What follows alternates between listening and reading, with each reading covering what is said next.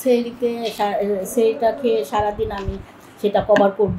সেজন্য সেহরিতে আমি অবশ্যই টাটকা মানে ওই বাসি না করে গরম একটু কষ্ট করে 3টার সময় থেকে যদি আমরা উঠে সেটা প্রিপারেশনটা নিতে পারি সবচেয়ে ভালো হয়। একটু ভাত রান্না করলাম, তারপরে এই টাটকা একটু সবজি, তারপরে ছোটো মাছের চচ্চড়ি, আর দুধ অনেকের অভ্যাস আছে যে দুধ ভাত খাওয়ার অভ্যাস আছে, সেটাও খুব ভালো।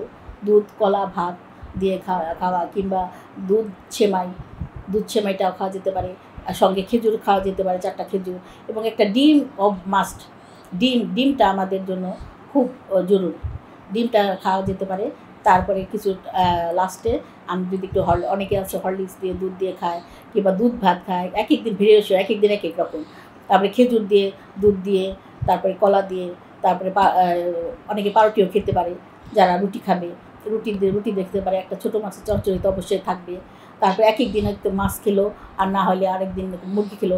এক একদিন এক একটা অল্টারনেটিভভাবে, যাতে ঘেমে খাবারটা যাতে আমাদের মানে ওই ভোরাতে অনেক সময় খেতে অনেকের ভালো লাগে না, যে আমাদের মধ্যে ভেরিয়েশনটা থাকলে সেটা আমাদের শরীরের জন্য পুষ্টিকর, শরীরের জন্য আমাদের প্রোটিন মিনারেলস ব্যালেন্স ডায়েটটার দিকে খেয়াল রেখে আমাদের ওইভাবে করে ডায়েট চার্টটা করে নিতে হবে। না, আমাদের অনেকের ধারণা যে অনেকক্ষণ আমরা না খেয়ে থাকবো, অনেক একইভাবে এক বেশি পরিমাণে খাবো, কিন্তু এটা খুব বেশি পরিমাণে খাওয়াটা এটা আমাদের জন্য স্বাস্থ্যের জন্য অনেকক্ষণ না খেয়ে থাকতে হবে। এইটার জন্য এই চিন্তা ভাবনা থেকে অনেকেরই ধারণা যে আমি বেশি পরিমাণে একবারে বেশি পরিমাণে খেতে পারলে আমি অনেকক্ষণ ভালো থাকতে পারবো, কিন্তু এটা সম্পূর্ণ একটা ভুল ধারণা।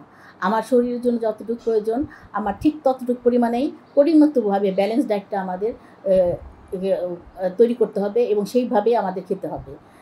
এবং খুব বেশি পরিমাণে খাওয়া যাবে না, আবার খুব কম পরিমাণে খাওয়া যাবে না, যাতে আমার অল্প খাবারের মধ্যে আমার নিউট্রিশনটা, শরীরের জন্য পুষ্টিটা আমাদের সেদিকে আমাদের খেয়াল রাখতে হবে।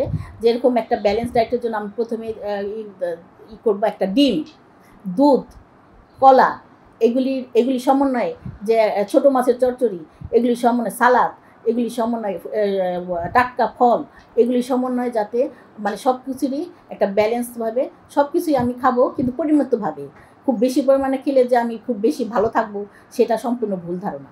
আমাদের সারাদিন পানির পিপাসাটা যাতে কম লাগে সেই জন্য আমরা একটু ঠান্ডা জাতীয় খাবারটাই বেশি খাবো, যেহেতু দই, চিড়া, তারপরে কলা মিক্সড করে যাতে খাওয়া যেতে পারে। আর ওটস এবং দুধ, এই জিনিসটাও খাওয়া যেতে পারে। আর তারপরে দুধ ভাত এবং কলা খেজুর, এটাও খেলে আমাদের সারাদিন শরীরটা আমাদের সতেজ থাকবে।